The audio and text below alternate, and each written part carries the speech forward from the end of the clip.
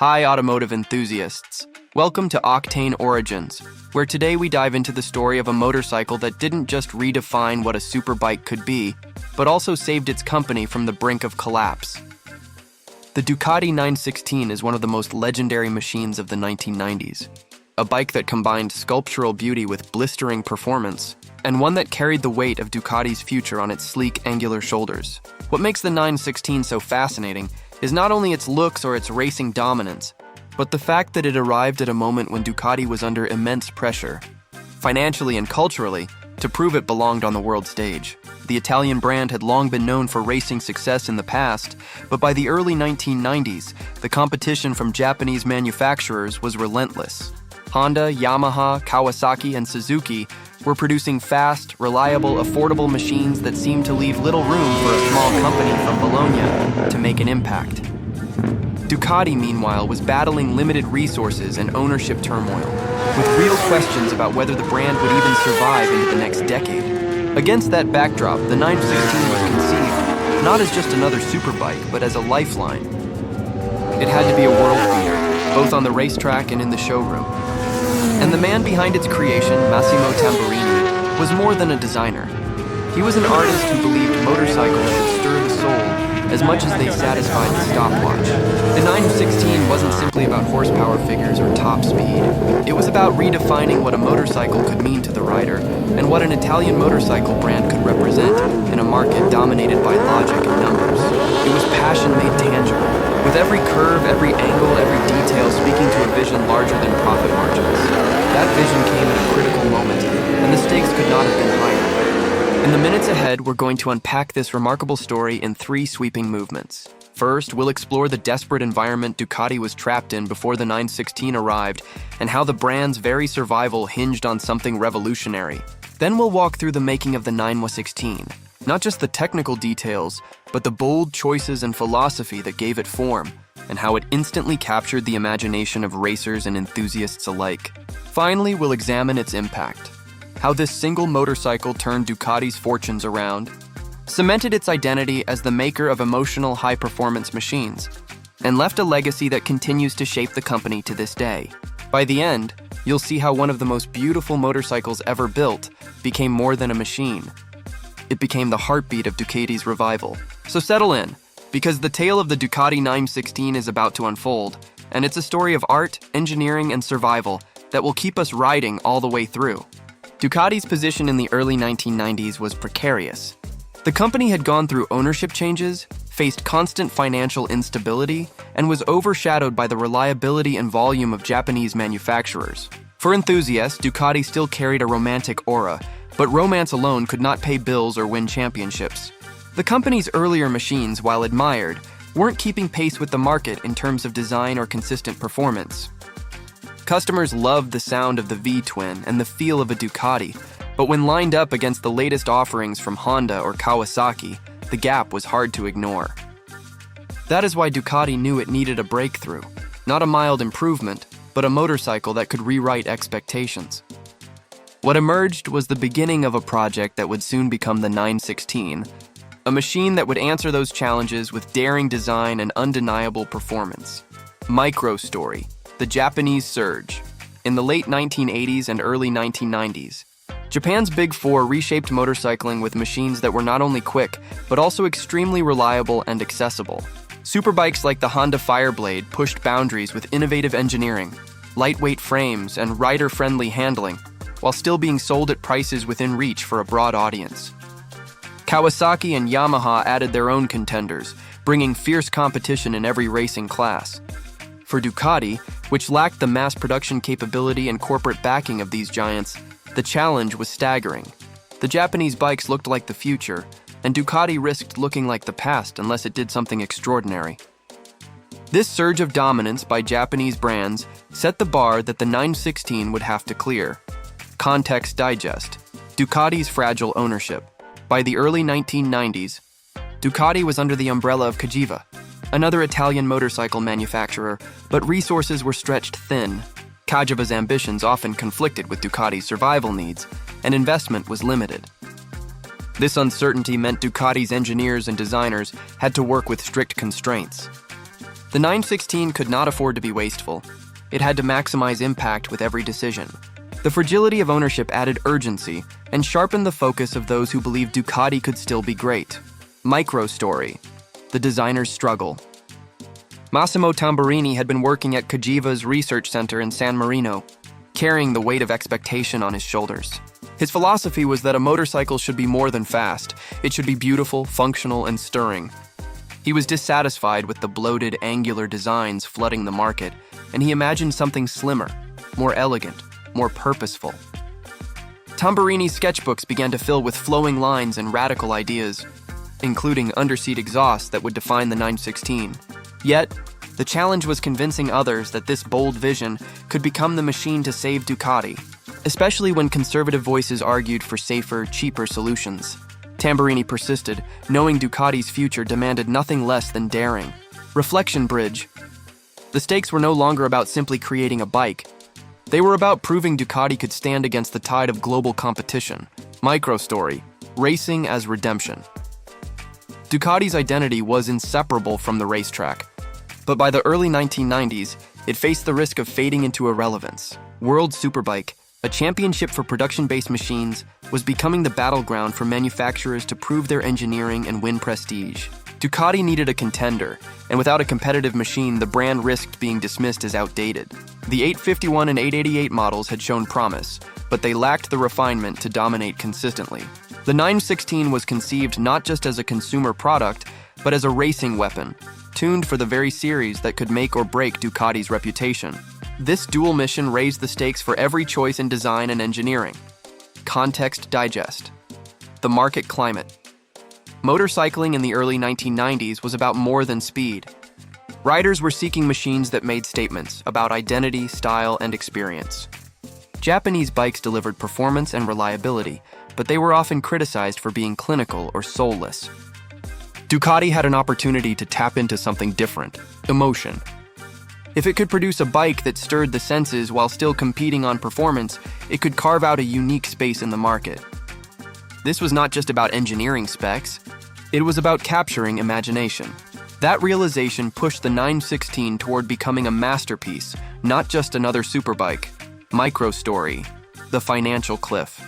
Inside Ducati's offices, the financial pressures were relentless. Production volumes were low, debt was rising, and confidence among suppliers was shaky. Every misstep could trigger collapse. The 916 wasn't just a design project. It was a gamble that had to pay off in sales, media attention, and racing results. Ducati's leadership understood that if the 916 failed, there might not be another chance. The motorcycle was a roll of the dice, but one backed by vision and the stubborn determination of those who refused to see the brand die. The gamble was massive, but it was the only path left. Reflection bridge. The setup was complete. Ducati was cornered. The competition was fierce, and the 916 had become the brand's single lifeline. Context digest. The emotional undercurrent. For enthusiasts around the world, Ducati represented something more than metal and rubber. It was Italy's interpretation of passion on two wheels, and the threat of losing that voice gave the story higher stakes. If Ducati disappeared, it would mean the loss of an alternative to the cold precision of mass-produced bikes. Fans longed for something that carried heritage, style, and charisma. The 916 was not only about keeping Ducati alive, it was about protecting the very idea of individuality in motorcycling culture. That cultural undercurrent added emotional weight to the project, making its eventual unveiling a moment of extraordinary anticipation. And when it finally emerged, it was not just a motorcycle, it was a revolution that would stun the world, leading us directly into the next phase of its story. When the Ducati 916 was revealed in 1993 and launched in 1994, it instantly captured the world's attention. This was not a motorcycle that blended into the background. It was one that looked and felt like nothing else on the road. The sleek bodywork, the narrow waistline, the twin headlights with a predatory stare, and the underseat exhausts that seemed to sculpt the air around them. All of it combined into a form that was equal parts engineering and art. For many, the 916 was not just a new superbike. It was the first time they realized motorcycles could be beautiful objects in their own right, worth admiring even when parked. It was Massimo Tamburini's vision brought fully to life. A vision that would prove Ducati could do more than survive. It could inspire. Micro story. The design breakthrough. Tamburini's decision to route the exhaust pipes under the seat was not just about aesthetics. It was about centralizing mass and improving aerodynamics. This allowed the bike to handle with a sharpness riders had never felt before, while also giving the rear wheel an uncluttered view that became instantly iconic. The single-sided swing arm, once considered unnecessary or extravagant, now looked like a stroke of genius, showcasing both the rear wheel and Ducati's willingness to challenge conventions. Every detail was purposeful, yet undeniably artistic. The 916 showed the world that beauty and performance could coexist seamlessly, and that form could elevate function rather than distract from it. Context Digest. Racing Triumphs. Begin. The 916 was not just a showroom darling. It delivered where it mattered most, on the racetrack. Carl Fogarty rode the 916 to multiple World Superbike Championships in the mid-1990s, turning the bike into a winning machine that dominated headlines. These victories reinforced the idea that Ducati had not only built something stunning, but something lethal against the fiercest competition. Racing success translated directly into credibility, and credibility brought sales, creating a virtuous cycle that kept Ducati's fragile finances from imploding. Every lap Fogarty completed on the 916 reinforced Ducati's rebirth, micro story, customer, frenzy. Dealerships across Europe and the United States reported overwhelming interest in the 916. Riders who had never considered owning a Ducati before were drawn in by the allure of its sculpted bodywork and the reputation it was building on the track. For some, the 916 became a poster bike, a dream to aspire to, while for others it was an attainable statement of individuality. Demand quickly outpaced supply, which only made the 916 more desirable. Ducati suddenly found itself in a position it had not experienced in years, being the brand that everyone was talking about, not as a relic, but as the future. Reflection bridge. The brilliance of the 916 was not only in what it offered directly, but in how it reshaped the entire industry's expectations. Micro story. Competitors. Respond. The shockwaves of the 916's arrival were felt in design studios across Japan and Europe. Manufacturers that had once dismissed the importance of style suddenly took notice. Sport bikes became more sculpted, more focused on identity, as they tried to replicate the emotional appeal of Ducati's creation. Even companies that had dominated with technical excellence realized they needed to pair it with character. The 916 forced everyone to raise their game, not only in terms of speed but also in design language. It rebalanced the equation between engineering and artistry. Context Digest. The engineering package. Beyond its looks, the 916 carried a 90-degree V-twin engine, also known as the L-twin, with desmodromic valves, an architecture Ducati had long championed. The engine was compact, powerful, and produced a soundtrack that riders described as addictive. The chassis was designed for agility, with a geometry that rewarded skill and precision. The combination of lightweight frame, centralized mass, and a potent engine gave the 916 a personality that felt alive under the rider. It wasn't the easiest bike to master, but that challenge became part of its mystique. Micro story, cultural symbol. The 916 didn't just belong to motorcycling, it entered pop culture. Appearances in films, magazines, and even art galleries elevated its reputation beyond the enthusiast community. Owning a 916 meant more than owning a machine. It meant owning a piece of Italian design heritage. Its red bodywork became shorthand for performance and passion, an unmistakable icon that could be recognized instantly by riders and non-riders alike. Ducati, once a struggling brand, now had a cultural flagship that represented style, performance, and exclusivity. Reflection bridge. The 916 was no longer simply a product.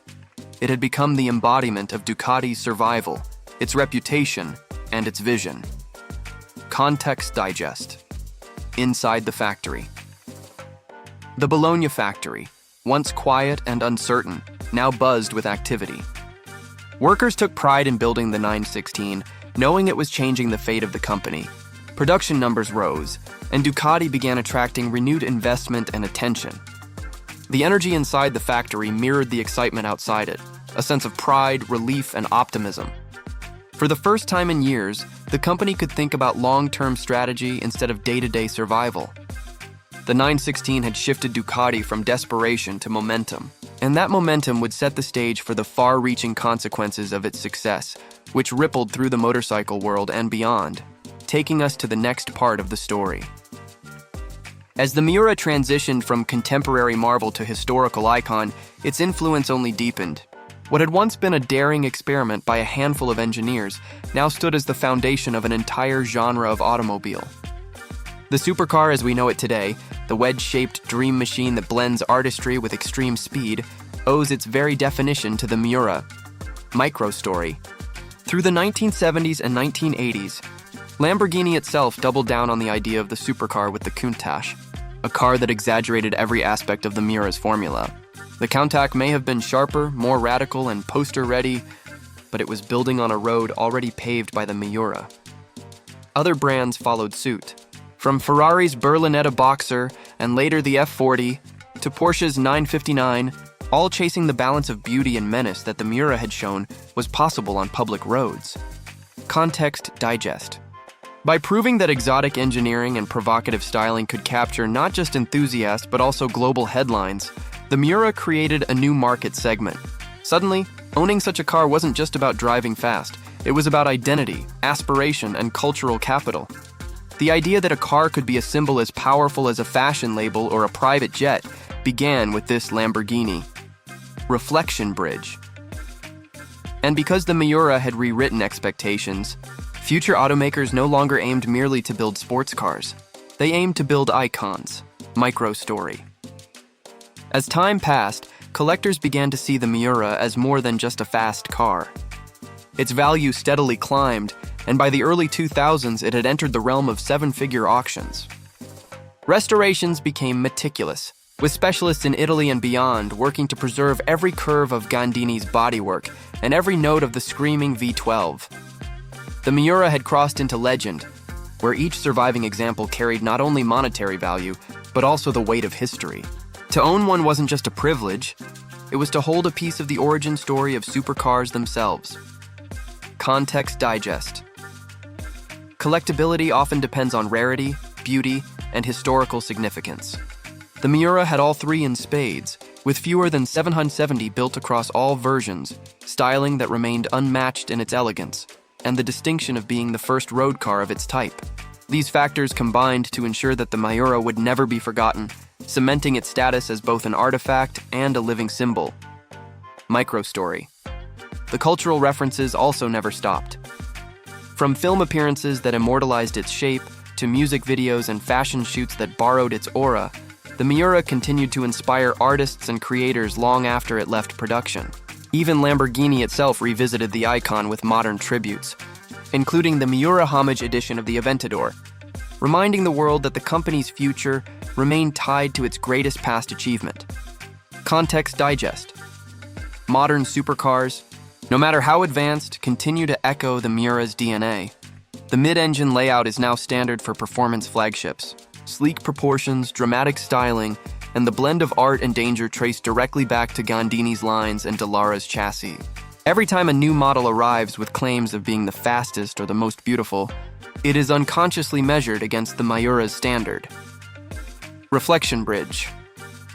And that unbroken thread shows that the Miura was not just a product of its era, but a blueprint for everything that came after.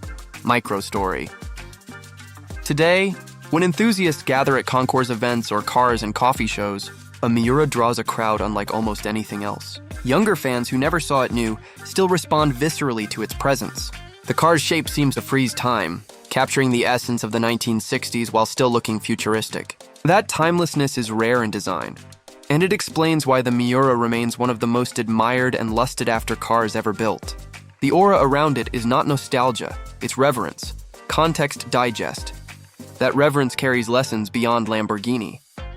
It shows how innovation often comes from daring individuals willing to bend rules, how culture and technology intertwine, and how beauty can be as disruptive as raw power. The Miura reminds us that machines are not just mechanical. They are cultural artifacts that tell us who we were, who we are, and who we want to be. Microstory. Even now, decades after its last example left the factory, the Miura remains a star in museums, private collections, and stories told by enthusiasts. Its roar, its curves, and its rebellious spirit continue to inspire designers and dreamers. It is more than metal and rubber. It is a reminder that one car, born from youthful defiance, can tilt the axis of an entire industry. And when we trace the lineage of every supercar on today's roads, from electric hypercars to hybrid monsters, it all circles back to that single audacious decision to put a V12 behind the driver in 1966, a reflection bridge. The Miura's story closes not as a relic of the past, but as the heartbeat of a movement still alive in every bold new machine that chases the edge of possibility. Its journey proves that sometimes, the most disruptive innovations come from those willing to build against the odds. And that is why the Miura will forever be remembered not just as Lamborghini's crown jewel, but as the supercar that changed everything. The Ducati 916 stands as a reminder of what happens when art, engineering, and timing converge in just the right way. For a company on the brink, it was more than a motorcycle. It was salvation. Its unveiling transformed Ducati from a struggling Italian brand into a global symbol of style and performance, and its racing dominance cemented credibility that no amount of marketing alone could buy. But what makes the 916's story truly compelling is how it continues to echo decades later. Designers still reference its lines, enthusiasts still tell stories of seeing it for the first time, and modern Ducatis still carry its spirit in their DNA. In a world where trends shift quickly, the 916 has remained timeless, celebrated not only as a machine but as a cultural landmark. For many riders, it was the dream poster bike. For Ducati, it was the lifeline that secured its future. The lesson it leaves is clear. Sometimes survival requires risk, and sometimes that risk can create legends. The Ducati 916 was a gamble, but it became the masterpiece that saved a brand, influenced an industry, and inspired generations. That is why, when we look back on the motorcycles that defined eras, the 916 does not just appear on the list, it stands at the top of it. Thanks for riding with us on Octane Origins. See you next time, automotive enthusiasts.